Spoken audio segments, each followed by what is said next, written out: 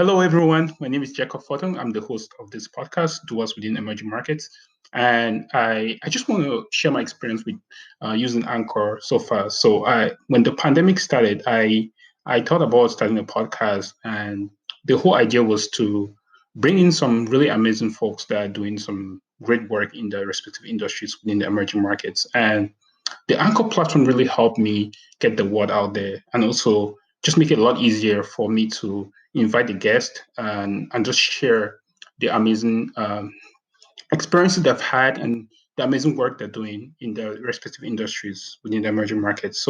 Um, it's pretty fun. You don't even worry about the technical part of making a podcast. You actually just focus more on the content. And Anchor has done it really well for me. So I will highly encourage anybody who is trying to start a podcast to try to use.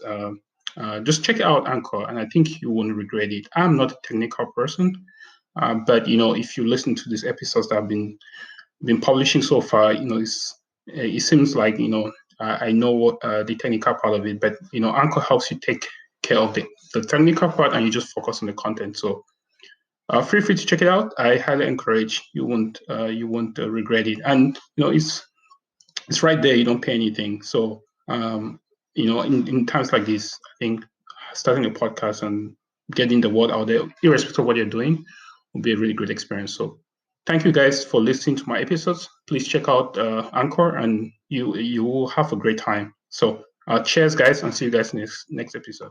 Thanks.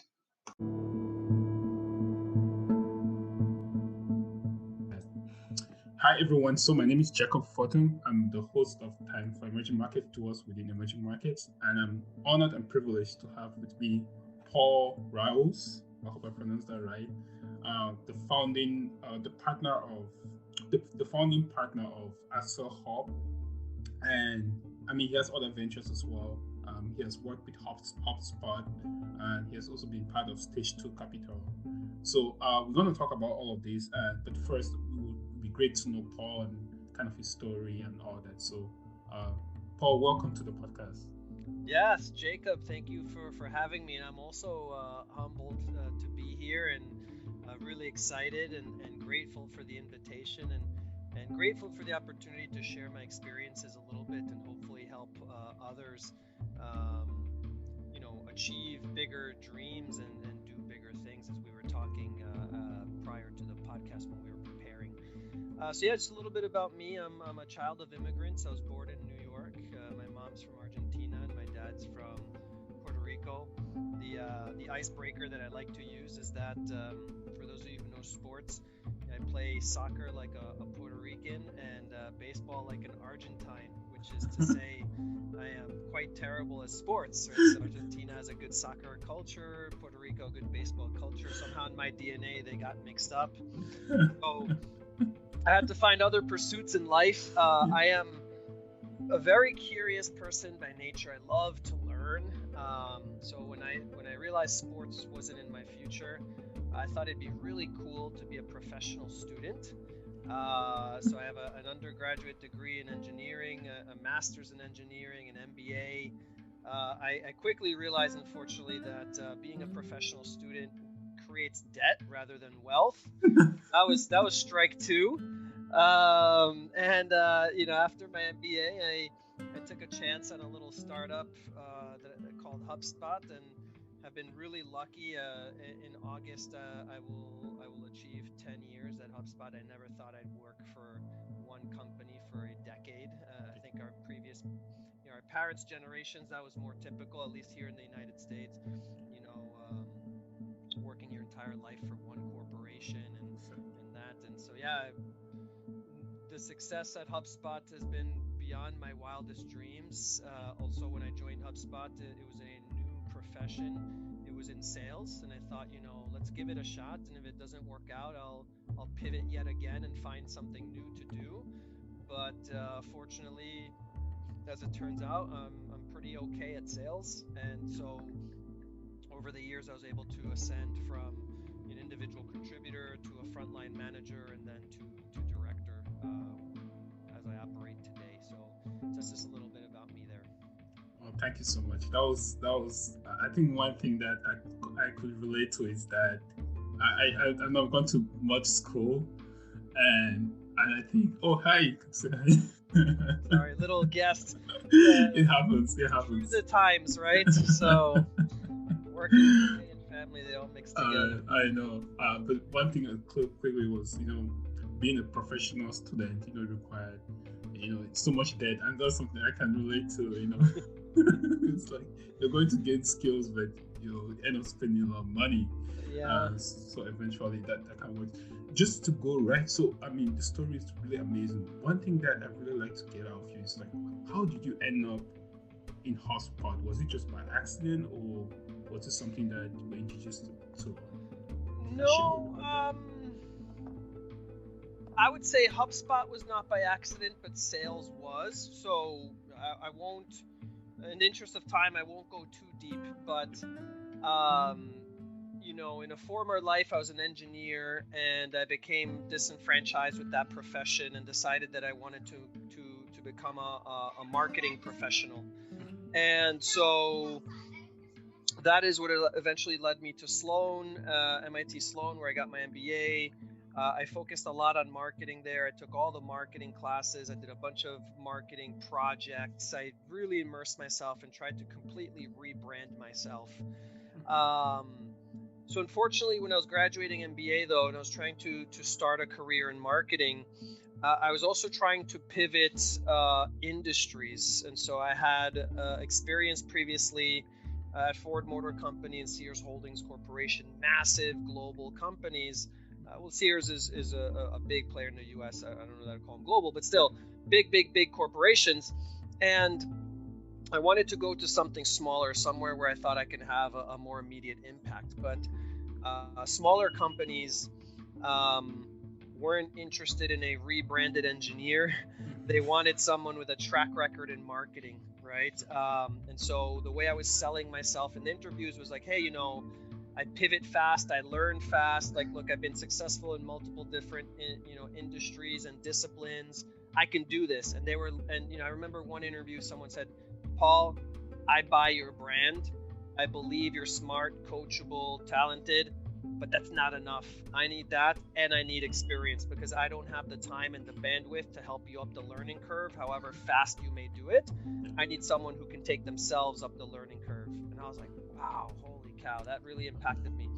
And so HubSpot was is and I think remains a darling in the MIT community, because our co-founders Brian and Dharmesh are MIT Sloan alum. So we learn about HubSpot quite a bit at Sloan through case studies and things like that. And so I tried to join HubSpot on the marketing team, and the recruiter at Sloan that I met turned out to be Mark Roberge, the original VP of sales at HubSpot. And he said to me, look, Paul, I'm just going to be honest and transparent with you. You don't really have a shot at HubSpot for marketing. We sell marketing software. Like, marketing's deep in our DNA, and people that we hire for marketing here have like gobs and gobs of marketing experience, which you do not have. So he basically reiterated the whole, you may be smart and pivot fast and learn fast, but you don't have the experience you're looking for. And so he said to me, but have you ever considered sales? He says, I think MBAs and consultants make for great sales reps, because you have the skills to problem solve and to qualify prospects and understand their needs really, really well, so you can then propose a solid solution to their needs. And then he also said, a lot of C-level executives, or something to the degree of most C-level executives, functionally, before they get into general management, come up through sales versus other functions, which may or may not be true, but he kind of sold me on that. So I said, you know what? I do think sales is a valuable skill. I don't have a lot of experience there. Let me give it a shot for 2 years. Let me learn. Let me add that skill to my repertoire, and then I'll pivot and I'll go find something else. I didn't really anticipate doing, building a career in sales. And so HubSpot was not by luck. It was a little bit by design. It was one of my target companies. But how I got to HubSpot and the function within HubSpot, that was a little bit more fortuitous. That's great to know. I think sometimes people just hop into opportunity because they just met the right person at the right time that led them to this amazing career that you seem to have, and you definitely have. And I think just having the conversation with you earlier, I could tell like you're a very good sales. You have a very, very good sales personality that really is genuine, and you actually want to help people along the process. So that was something that was just great to know. And I think sometimes, as you said, we have these skills and talents that you might not know you need it, but later on it might come in very handy. So just taking to our segue, how did you get into Alsea Hub Ventures Partner, and how was that transition like Yeah. from a salesperson now to? So again, something you and I were talking about before we started the podcast is, for some underrepresented communities, we are also underrepresented when it comes to venture capital and investing and things of that nature. So this path was never really one that was clear to me or was intentional for me. Okay, and I will be brutally honest, and I'm not offending anybody here, but when I joined HubSpot, I did not have great expectations in the sense that startups have a high mortality rate, and I wasn't joining HubSpot with the grandiose expectation that we were going to IPO. I said, hey, I'm going to join a small, nimble, energetic startup, and hopefully I'll learn something valuable there for a couple of years. I'll take those skills and those learnings and I'll apply them to whatever comes next. And I was blown away beyond my wildest dream. Everything that's happened in the last 10 years, IPO and, with promotions internally and contests in sales organizations have a lot of contests sometimes. Also, pre-IPO, when you're trying to conserve cash, a lot of compensation is equity based. Well, hey, guess what happens when you IPO? That equity actually turns into something meaningful. And so I grew wealth much faster than I ever anticipated. I thought that what I've accomplished humbly, I was going to be in my 50s or 60s when it happened, and instead it happened in my 30s, and that really opened my eyes to new things, and new possibilities. And so, one, I witnessed firsthand, the idealized experience of a startup that basically scales right, operates well, and ultimately IPOs. Secondarily, in my time at HubSpot, I've mostly focused on selling to Latin America, and Latin America as an emerging market is less mature than the US or Europe, and so a lot of the people and companies that I was selling to in Latin America were early adopters and of technology, of the concepts that HubSpot was espousing and selling. And early adopters a lot of times tend to be startups, right? There's a good overlap there between founders of a startup and early adopters of novel concepts and new technologies. And so I also had the privilege of working hand in hand, selling to and mentoring startups in Latin America and in Brazil, and seeing them grow. And it's really fun. I think back to 8 years ago when I was a rep and selling software to a little startup in Brazil that now employs thousands and thousands of people, is a unicorn, is worth a ton of money. And I'm like, wow, I saw these guys grow, from infancy almost. And so basically a massive learning that I had through all this is that if you want an exceptional return, if you want, what they call in venture capital or angel investing, a home run, you need to make aggressive bets, right? If you want to earn a lot of wealth, and one of my personal interests is intergenerational wealth, right? So what can I pass on to future generations so that they have a leg up, so that they start from a level that I did not, or my parents or my grandparents did not have the privilege of starting from. You're not going to do that with a 9-to-5, just earning a salary day in and day out, right? That's a safe bet. There's nothing wrong with that. It's a conservative strategy, but a conservative strategy will generally not yield you an outsized return, right? So if you want an outsized return, you have to take a little bit more of a risk, a little bit more of a gamble. And so with some of that wealth that I was afforded through HubSpot's IPO, I decided to personally start investing more as an angel investor. Just participating in that arena puts you in touch with other investors, and ultimately I found other like-minded investors, and we formed Excel Hub. So Excel Hub is sort of like an angel syndicate. It's morphing and collaborating and changing over time. Some of the other founders of Excel Hub are looking to form a venture fund as well, that is separate from but related to Excel Hub. But Excel Hub, basically its mission is to invest in Latin American or emerging market companies that are looking to expand to the United States. So the angels are mostly here in the United States, and we have several years or decades each of operating in the US or in EMEA in Europe, in more advanced markets, more mature markets, we have experience helping startups to like soft land.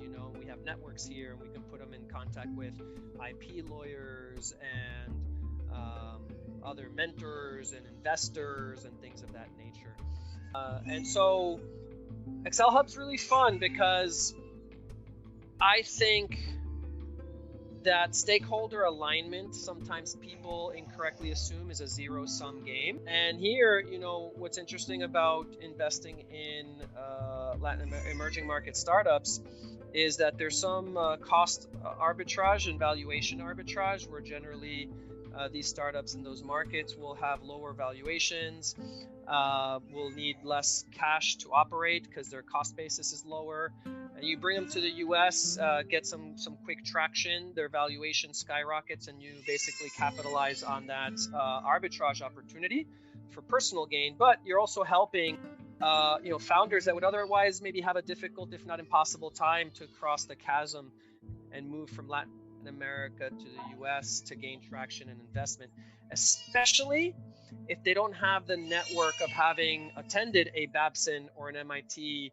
or a Harvard, right? There are some insanely smart founders in Africa and Latin America and Asia and in underrepresented markets that don't have the networks or the pedigree, and hence they get looked over, or they don't receive the equal opportunity for funding and for scale. And so we all win there, right? We're lifting up people from our communities, we're giving them opportunities, and at the same time we're also, it's a smart financial outcome for yourself as well.